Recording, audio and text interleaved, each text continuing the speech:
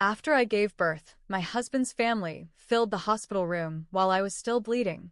His aunt said loudly, "You should have had a boy. Girls just drain you." My mother-in-law added, "She's always been too fragile for a real labor." I lay there, numb. Days later, they threw a welcome baby party and didn't invite me. So I sent them a letter. "Enjoy the party. You won't be seeing her again without a lawyer." I didn't grow up with a big family. It was just me, my mom, and my sister Tara. My dad left when I was little, and we never heard from him again. So when I married Jason, part of me liked the idea of marrying into a close family. He had parents who were still together, 3 aunts who lived nearby, a couple of cousins he saw all the time, even a grandmother who remembered everyone's birthday. It felt warm, like something I'd missed growing up. I was wrong. Everything changed after I gave birth. I delivered our daughter Ava at a hospital in Charleston, South Carolina. I labored for 31 hours. I tore bad. They had to stitch me up for over an hour after. I lost so much blood I couldn't stand, without almost passing out. But I had her. She was perfect, tiny, warm, and she looked right into me with these huge brown eyes. I thought, this is my family now. Not even 10 minutes later, the door opened, and the flood came. First his mom, then his dad, then his Aunt Doreen, Aunt Cheryl, Uncle Hank, 2 cousins, and Grandma Edna with her walker. I was still in the hospital bed. I hadn't even held Ava skin to skin yet. I was still bleeding. My gown was barely covering me. My legs were spread and sore. I hadn't brushed my teeth in 2 days. They barged in like it was a barbecue. Doreen looked at the baby, wrinkled her nose, and said, "Should have had a boy. Girls just drain you." Then she laughed. Jason chuckled. He said, Come on, Doreen." But he didn't look at me. His mom, Marla, stood near the forestand and said to Jason, "She's always been too fragile for a real labor." I just stared at the ceiling. I didn't have the strength to cry or scream or say anything. I remember the nurse asking, "Ma'am, are you okay?" And all I could do was nod. Jason didn't ask if I was okay. He was too busy passing Ava around to everyone like she was a gift he bought, not something that tore through my body and soul just hours ago. I laid there, Numb.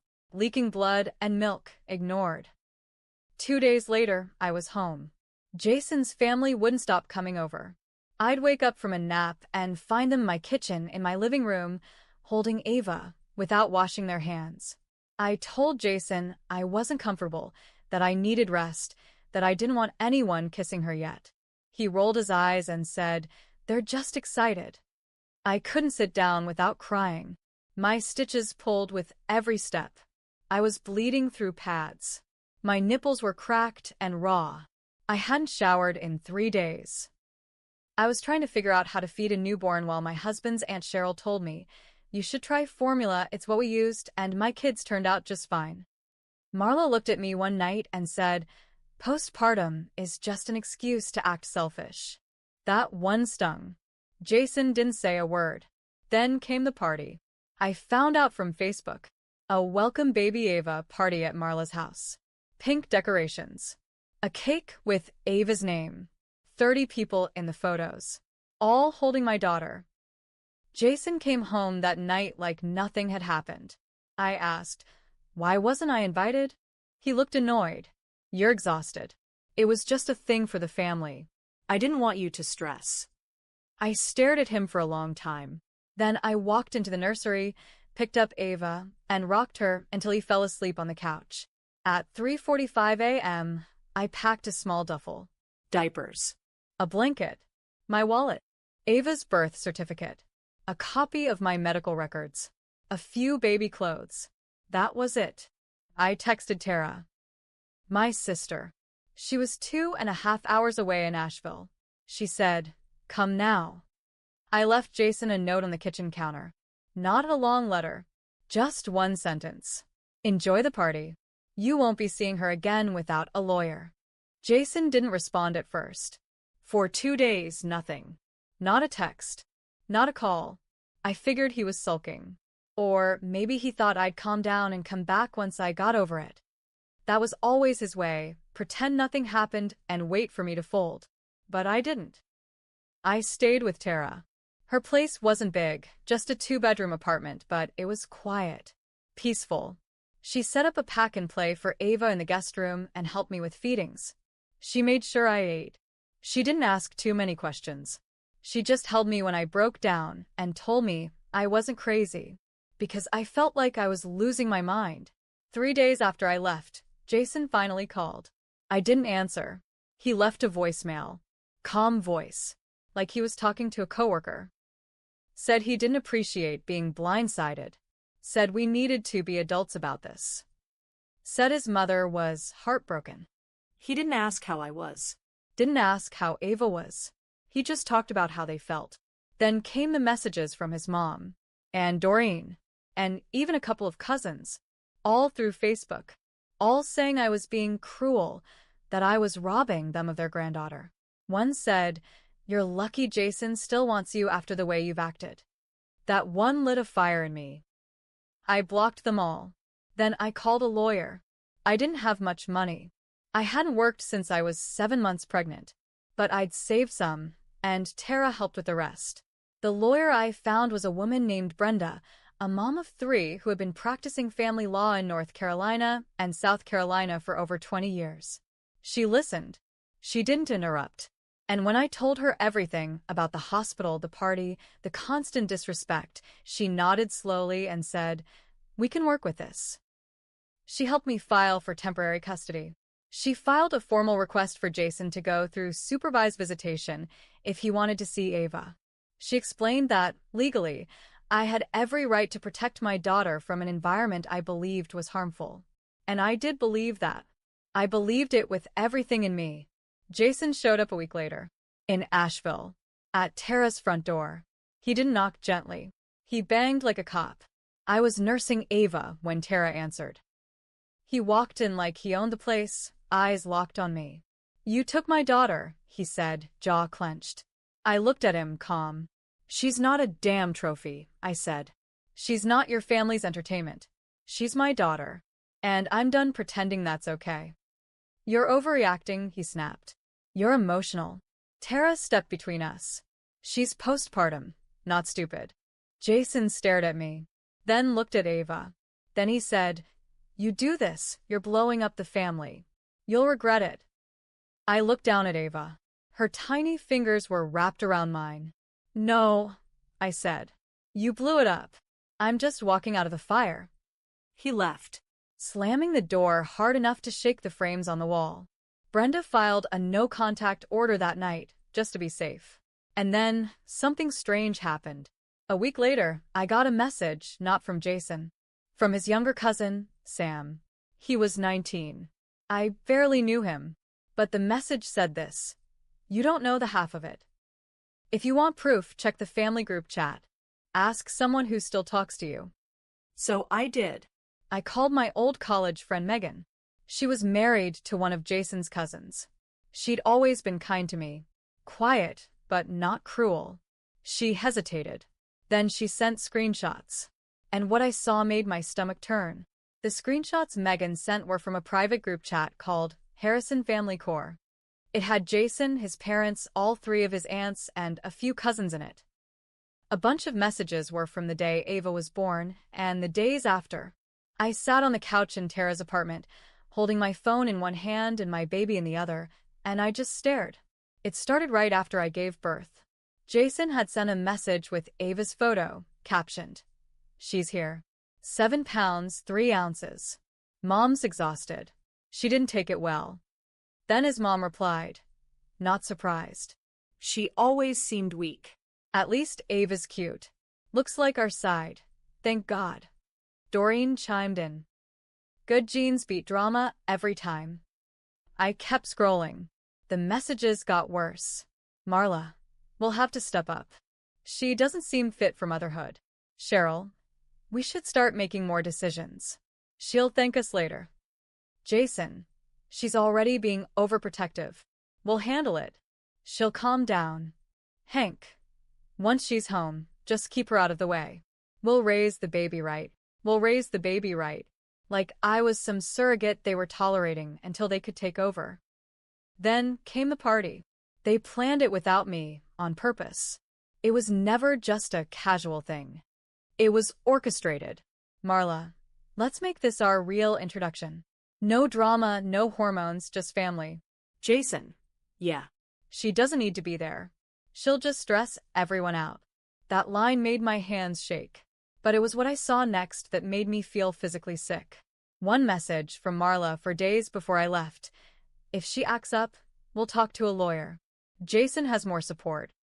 Judges like stability. They were planning to push me out. Jason wasn't shocked when I left. He was preparing for it. I called Brenda immediately. Sent her everything. She didn't even pause. We'll file for sole custody.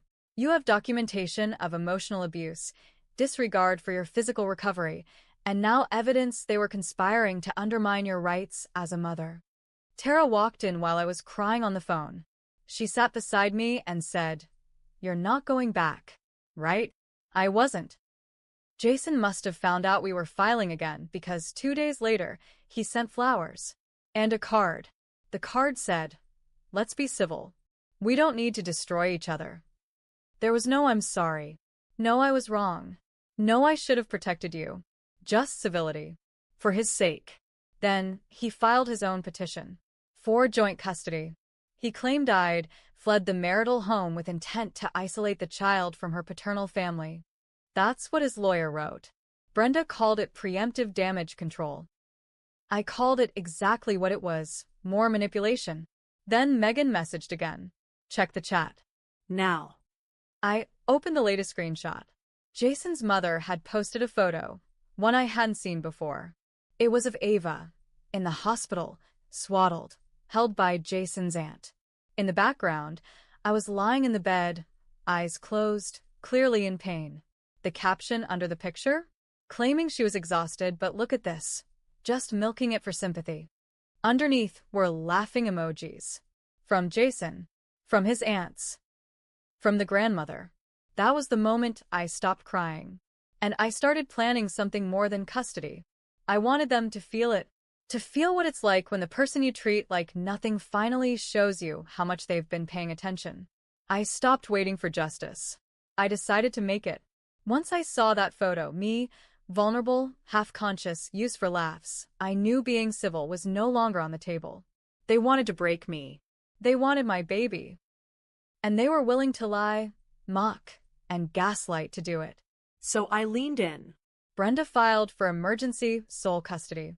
She included the screenshots, the hospital records, the photo with the caption, and even statements from the hospital nurse who remembered me crying in the bathroom while Jason's family laughed in the hall. It was enough. The judge granted temporary sole custody. Jason got supervised visitation twice a month at a facility in Asheville. The first visit? He showed up 30 minutes late and blamed traffic. He brought nothing for Ava.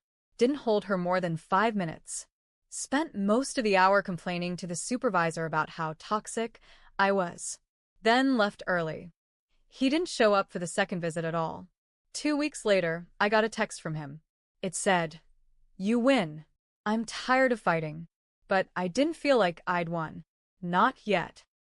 See? Brenda had also helped me file a formal complaint against the hospital for failing to enforce visitation limits post-birth. And during that process, we got access to the hospital's internal footage. There was video of the moment Jason opened the door and waved his entire family in after the nurse told him only 2 visitors were allowed. There was footage of Marla walking in with a cake. A cake.